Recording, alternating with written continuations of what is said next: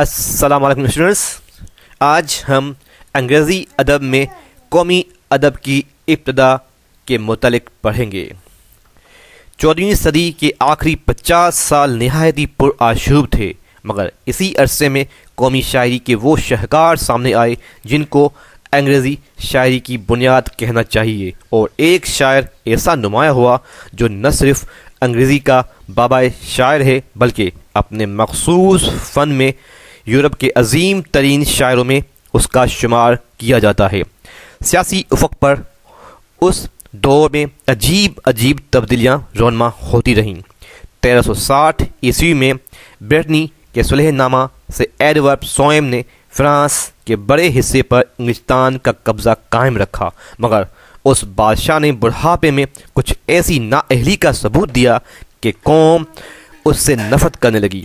اس کے لڑکے کو قوم نے بلیک پرنس کا نام دیا، اور جب وہ تخت پر بیٹھا تو اسے جلد ختم کر دیا گیا۔ رچرڈ دوم کا دور شروع ہوا اور ہر طرف بدامنی پھیلنے لگی۔ جاگیردار، زمیندار، عوام، فوج سب ہی اس احمق، جذباتی اور ظالم بادشاہ سے تنگ آ گئے۔ سماجی زندگی میں ایک زبردست آفت اس طاعون کی صورت میں آئی 1449-50 جسے بلیک ڈیتھ کا نام دیا گیا۔ یہ وبا بڑی تیزی سے پھیلی اور لاکھوں کی تعداد میں لوگ ہلاک ہو گئے۔ اس سے بچنے کا کوئی چارہ نظر نہ آیا۔ ویٹ ٹائلر نے گیٹ کے کسانوں کو حکومت کے خلاف ابھار کر ایک انقلاب لانے کی کوشش کی۔ نارمن خاندانوں کے جاگیرداروں نے انگریزی جاگیرداروں کی مخالفت کی اور دونوں کے تعلقات خراب ہو گئے۔ جان ویکلف نے مذہب کو ایک داخلیت دے کر اسے پھر سے زندہ کرنے کی تحریک شروع کی اور پوری قوم دو فرقوں میں بٹ گئی۔ انہی حالات میں انگریزی ادب کا پہلا اہم دور شروع ہوا اور وہ تمام نقوش قائم ہوئے جو کہ آج تک قومی ادب کی بنیاد مانا جاتا ہے۔ حقیقت یہ ہے کہ ان تمام پریشانیوں کے باوجود ساری قوم ایک ہو گئی اور اس کی ایک انفرادی صفت نمایاں ہو گئی اور ایک مزاج بن گیا۔ انگریزی قوم ہر قوم کی طرح گناہگار صفات کی حامل ہے۔ اس کی خاص صفت ایک مخصوص قسم کی لاپرواہی سے زندگی کے شدائد کو ٹالنا اور ہنستے ہنساتے رہنا ہے۔ اس دور میں اس قوم کی یہ مرج ذہنیت ابھر آئی۔ چنانچہ حالات کی خرابی کے باوجود زیادہ تر لوگ زندگی کی تفریحات میں مصروف نظر آئے اور مخصوص رجحان رکھنے والے لوگ اپنے شاہکار تخلیق کرتے رہے۔ اس دور میں اگرچہ قوم متحد نظر آنے لگی مگر اس کی زبان اب تک ایک نہیں ہوئی تھی۔ ملک میں 4 بولیاں ڈیلیکیٹس راج تھیں اور ہر بولی کا اپنا الگ ادب تھا، مگر ان میں سے 2 بولیوں نے خاص طور پر ترقی کی۔ ایک مغرب کی بولی جس میں لکھنے والوں نے قومی شہرت حاصل کی، اور دوسری مشرقی بولی جو کچھ ہی عرصے میں بادشاہ کی زبان، حکومت کی زبان اور قومی زبان ہو گئی۔ مشرقی اور مغربی حصوں کی بولیوں میں نمایاں فرق ضرور تھا، مگر یہ فرق رفتہ رفتہ مٹتا گیا اور ایک مشترکہ زبان وجود میں آئی جو آج کل کی انگریزی کی بنیاد ہے۔ 14ویں صدی کے نصف کے آخر کا جو ادب ہمارے سامنے ہے وہ مختلف بولیوں سے تعلق ضرور رکھتا ہے، مگر ان سب ادب پاروں کی زبانوں کو ایک ہی زبان مانا جا سکتا ہے اور اسی زبان کو قومی زبان کہا جا سکتا ہے۔ ساتھ ہی ساتھ ہم یہ بھی دیکھتے ہیں کہ اسکاٹ لینڈ میں بھی ایک الگ زبان ترقی کر کے اسی درجے پر آ گئی ہے کہ اس کا ادب بھی قومی ادب کا ایک حصہ ہو گیا ہے، اور یہ زبان بھی قومی زبان سے بہت زیادہ مختلف نہیں ہے۔ اس دور کے ادب کا مطالعہ کرتے وقت صوبہ جاتی فرق کو نظر انداز کیا جا سکتا ہے۔ اس دور کا سرمایہ 4 نظمیں ہیں جو شاید کسی ایک ہی شاعر نے لکھی ہیں اور 4 بڑے شاعروں کی تصانیف ہیں جن میں سے ایک دنیا کے بڑے شاعروں میں جگہ حاصل کر چکا ہے۔ وہ 4 نظمیں یہ ہیں: سب سے پہلے پرل، اس کے بعد پیورٹی، اور تیسرے نمبر پر پیشنس، اور اس کے بعد سر گاوین اینڈ دا گرین نائٹ اس دور کے ایک مسودے میں ساتھ ساتھ دستیاب ہوئی ہیں۔ ان کو پڑھ کر یہ محسوس ہوتا ہے کہ یہ ایک ہی مصنف کی مختلف اوقات میں لکھی ہوئی تخلیقات ہیں۔ ان کی زبان، ان کے جذبات اور ان کے پس منظر میں ایک مخصوص فرد کا وجود ہمیں ان کے مصنف کی تلاش پر مجبور کرتا ہے۔ محققین نے اس سلسلے میں خاصی کوشش کی ہے مگر کوئی خاص نتیجہ نہیں نکلا۔ تمام تلاش سے صرف اتنا نتیجہ نکلا ہے کہ ان کا مصنف ایک ایسا شخص تھا جس کی زندگی میں کئی مذہبی اور لادینی ادوار گزرے، جو قلعوں میں رہا، دعوتوں میں شریک ہوا، سیر اور شکار پر گیا، ٹورنامنٹ شوق سے دیکھے، شہری زندگی اور شاہی دربار سے بھی متعلق تھا اور دیہات کی زندگی سے بھی گہری دلچسپی رکھتا تھا۔ مذہبی لوگوں اور اداروں سے بھی وہ اچھی طرح سے واقف تھا اور مذہبی رسوم کو پوری عقیدت سے ادا کرتا تھا۔ غیر مذہبی شاعری اور انجیل دونوں کا اس نے گہرے طور پر مطالعہ کیا تھا۔ اخلاقیات سے اسے خاص دلچسپی تھی اور ہر جگہ وہ عصمت اور عفت پر بہت زیادہ زور دیتا ہے۔ نظموں میں موضوع کے انتخاب، خیالات کی ترتیب اور تاثرات کے توازن سے یہ محسوس ہوتا ہے کہ وہ کافی اچھا اور تجربہ کار فنکار تھا۔ پرل، جو کہ ایک تمثیلی قصہ ہے جس پر فرانس کی مشہور تمثیل روما ڈی لا روز کا اثر کم اور ایپوکلپس کا اثر زیادہ نمایاں ہے، مذہبی جذبات نے اس نظم میں ایک ایسا جوش پیدا کر دیا ہے کہ اس کا دانتے سے مقابلہ کرتے ہوئے جھجک بالکل بھی محسوس نہیں ہوتی۔ شاعر کا موتی یعنی اس کی لڑکی مارگریٹ 2 برس کے سن میں ایک باغیچے میں سے کھیلتے کھیلتے غائب ہو جاتی ہے اور گھاس میں سے گزر کر زمین میں پہنچ جاتی ہے یعنی مر جاتی ہے۔ شاعر اکثر اس پر آنسو بہاتا ہے، روتا ہے، اس کی قبر پر آتا ہے۔ اگست کے مہینے میں ایک دن قبر پر روتے روتے وہ سو جاتا ہے اور اسے ایک خواب دکھائی دیتا ہے۔ وہ ایک نہایت خوبصورت ترین دنیا میں پہنچتا ہے جہاں پہاڑ بلور کے ہیں، درختوں پر سونے کی پتیاں ہیں، سڑکوں پر موتی بکھرے پڑے ہیں، چمکدار پروں والی چڑیوں کے دلکش نغمے اسے ایک دنیا کے کنارے لے جاتے ہیں جہاں جواہرات پتھروں کی طرح پڑے ہیں۔ اسے محسوس ہوتا ہے کہ جنت اس عالم سے آگے دریا کے اس پار ہے، مگر اس دریا پر کوئی پل نظر نہیں آتا۔ پھر اسے اس پار ایک لڑکی سفید کپڑوں میں ملبوس دکھائی دیتی ہے۔ یہ لڑکی اس کے سامنے آتی ہے اور اسے اپنے موتی یعنی اس کی بیٹی کے اوپر رونے سے منع کرتی ہے کیونکہ وہ موتی آسمان پر جنت میں پہنچ چکا ہے۔ وہ اس موتی کے پاس نہیں پہنچ سکتا کیونکہ اس دریا کو موت سے پہلے پار کرنا ممکن نہیں۔ لڑکی اپنی آسمانی زندگی کے اور خدا سے قرب کے حالات بیان کرتی ہے۔ وہ ان 440 کنواریوں میں سے ہے جن کو سینٹ جان نے یروشلم کی پہاڑی پر دیکھا تھا۔ لڑکی باپ کو آسمانی بادشاہت دکھانے کے لیے دریا کے منبع کی طرف چلتی ہے اور شاعر اپنی طرف کے کنارے پر اس کے ساتھ ساتھ جاتا ہے۔ شاعر کو بالکل ویسا ہی شہر دکھائی دیتا ہے جیسا کہ ایپوکلپس میں بیان کیا گیا ہے۔